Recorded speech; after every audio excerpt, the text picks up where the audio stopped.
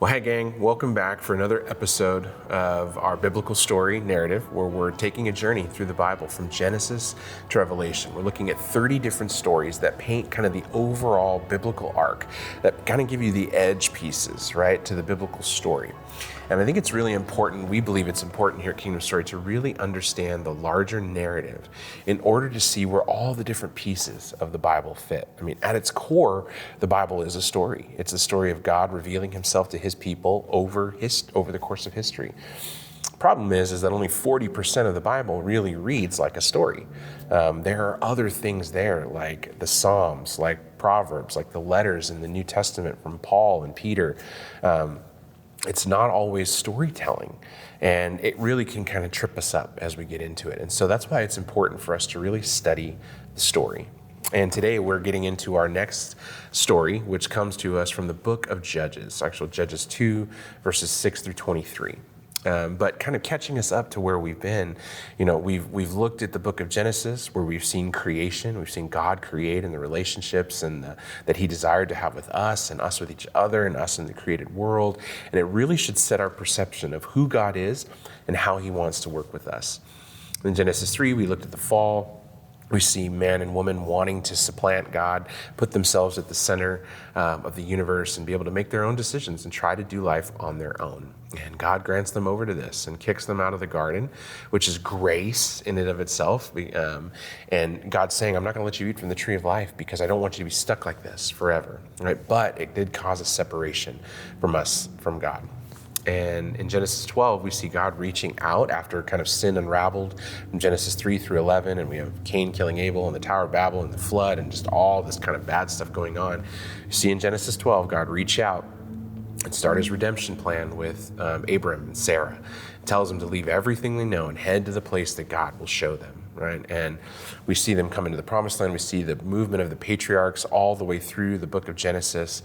And we jumped all the way to Exodus 20, where God was giving the 10 commandments at Mount Sinai. And what happened is that at the end of Genesis, we see that Joseph is second in command over Egypt. Israel has moved into Egypt because of the famine that had taken over. But 400 years pass.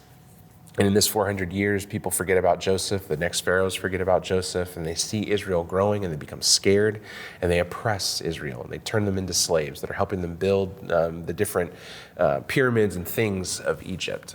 And it's in this place that God raises up Moses and tells Moses, I've heard the cries of my people. I want you to go and set them free.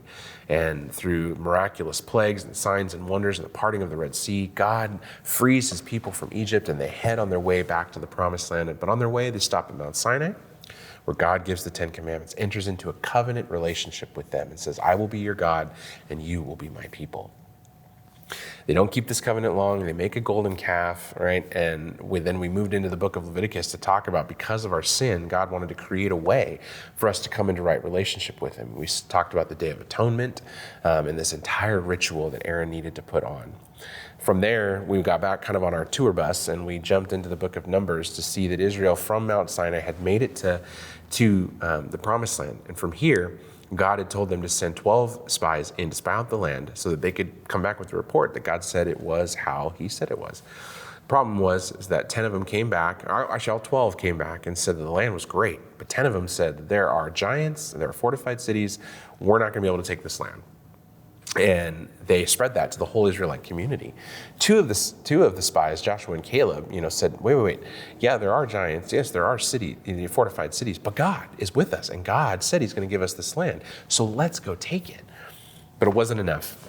And Israel said, no, we're going to stone you and Caleb. We want to pick new leaders that will take us back to Egypt.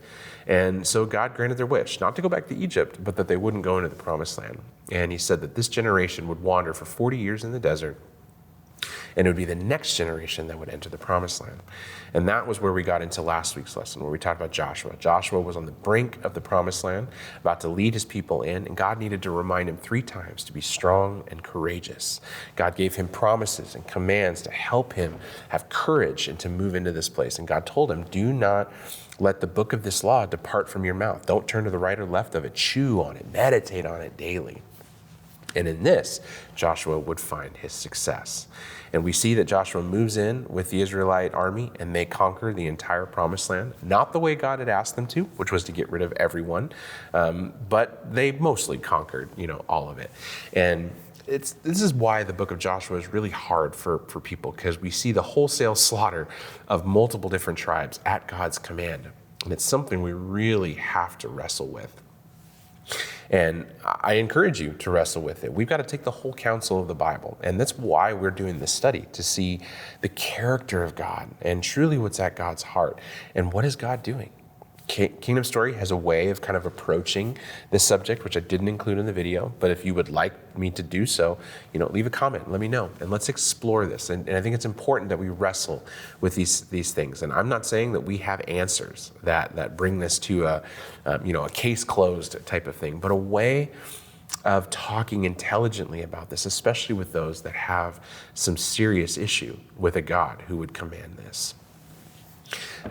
So Israel goes in, they conquer the land, they divide up the land to the different tribes. And at the end of the book of Joshua says, as for me and my house, we will serve the Lord. But as the rest of you, I hope that you continue to follow the Lord. And they say we're gonna, but Joshua isn't convinced. And that leads us into the book of Judges, where we see that after Joshua died and all the elders that died after him, the people began doing what was right in their own eyes, and they began to worship other gods. And that kind of leads us into our theme of idolatry. Now, when we look at idolatry, we usually think of some statued figure or other god that we've created, like the golden calf, that we worship. And we're like, today we don't struggle with idol worships, but that's not true. Idolatry and idol worship is really putting any kind of devotion into something more than we put into God. And it can be money, it could be sex, it could be self-preservation, it could be family, it could be marriage, it could be your job and career, it could be drugs and alcohol, it could be cigarettes, it could be pornography.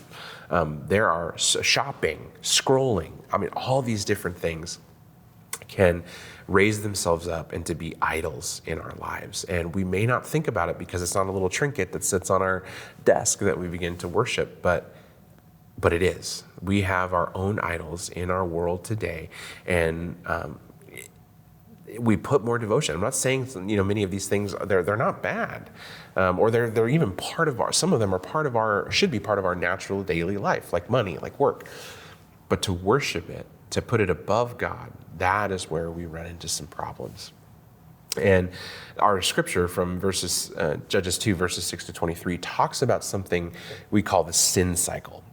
The way this cycle kind of unfolds, and it plays itself out through the rest of the book of Judges. The reason it's mentioned there is because the rest of the book talks about all these different judges that get raised up in order to help set Israel free. The problem is that there is a constant cycle that they're in, again, for another 400 years, which is why so many different judges are raised up. So let's look at the cycle, for a second. And kind of the first part, there's seven steps to this that we kind of see, and you can actually see these, and they list them different ways in study Bibles and in other things. So it's not unique that Kingdom Stories thought about this, but we see in this first step that Israel is loyal to God and they forsake the idols. We saw this with Joshua, we saw this with the elders, but when Joshua and the elders die, they begin to do what is right in their own eyes, right? So Israel forsakes God and they forget about God. And they begin to kind of do their own thing. They abandon God in they forsake God, they forget about God in the second stage. In the third stage, they abandon God and they begin to worship other idols. They begin to start putting something above God in their worship. And this provokes God to anger.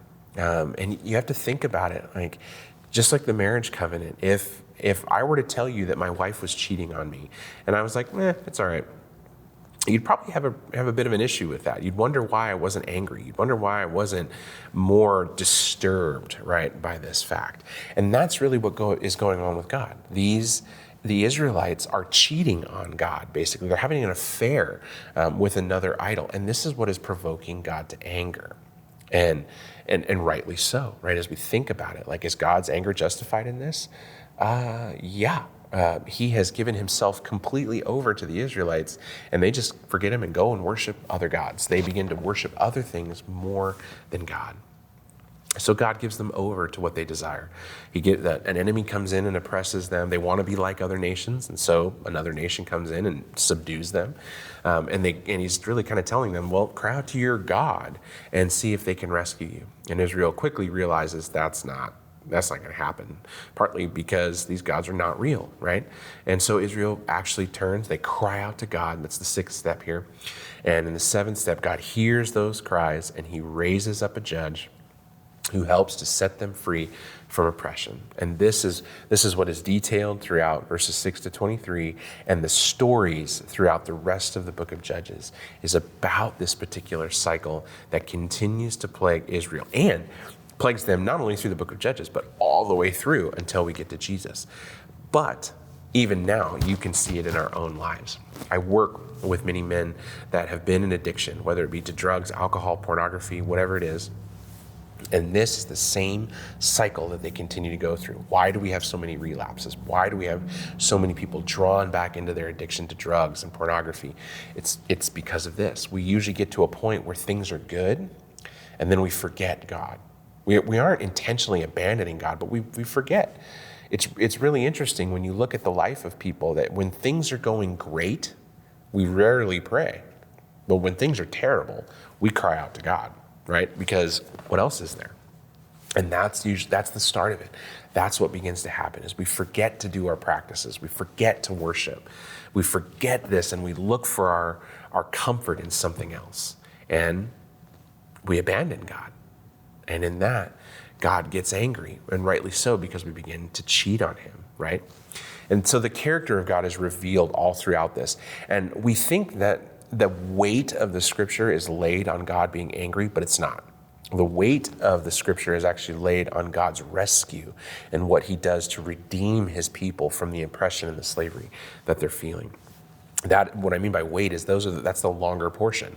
There's a line or two that says God's anger was kindled against the Israelites, and he sent a nation to oppress them.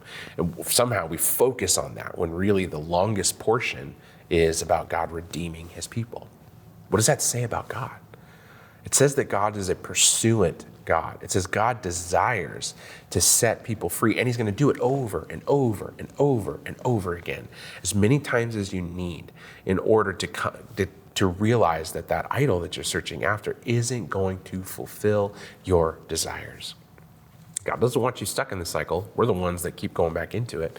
But it takes God to really set us free and to redeem us from that and to submit ourselves to God.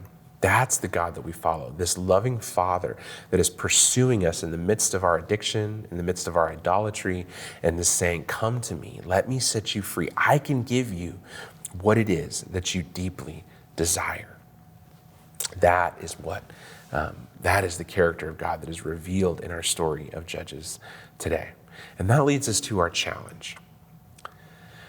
What idols plague you in your life? What is it that you put value, devotion in? Is it scrolling? I mean, do you have to put yourself into your phone? Do you feel weird if your phone is off for a while? Is it drugs or alcohol, cigarettes? Is it gossip, shopping? Is it social media likes and clicks? Is there something that just kind of pulls you in? Is it pornography? What is it that is holding you in bondage? Once we identify that, let's work to bring that before the throne of Jesus and to lay it down. And I depending on the depth of this, you're going to have to lay this down daily. It's often not going to be a one and done. Jesus can do that and he can heal us, but that is not often how he works. Because there are so many deep roots that need to come up. There's so many realizations that need to happen in order to set us free, that he wants us to walk with him through the hard work of submitting to him and creating new kind of, brain pathways and practices that help us become free from this addiction, right? We think to make the choice to be in this addiction is what is our freedom, and it's not. The addiction is really making the decisions for us. It is not true freedom. So that's my challenge. Kind of name your idol, bring it before God, submit it to him, and then try to make it a daily practice of submitting that to God, because I know that you desire freedom, and God desires freedom for us more than we desire it for ourselves. And I promise you that he'll meet you in the midst of that and work to set you free. I mentioned, a couple different things in this video today. If you struggle with the book of Joshua, leave a comment. Let me know. If there's more about this theme of idolatry that you want, us to explore, you want me to explore, go ahead and leave a comment about that. If you're finding these videos enjoyable, I ask that you hit the subscribe button, hit that bell so that you know when new videos are coming out. And what we release, and really kind of join into the community of this. Share this with people that you know that are struggling with the biblical story or even some of the themes in here. And I pray that God meets them. It's not the video, it's not what I'm saying that is going to transform people. It's them encountering the living God. It's you encountering the living God that will help to bring the desires of your heart to the surface and to see them fulfilled. Continue to pray for you all, and thank you that we're on this journey together. I'm in it with you.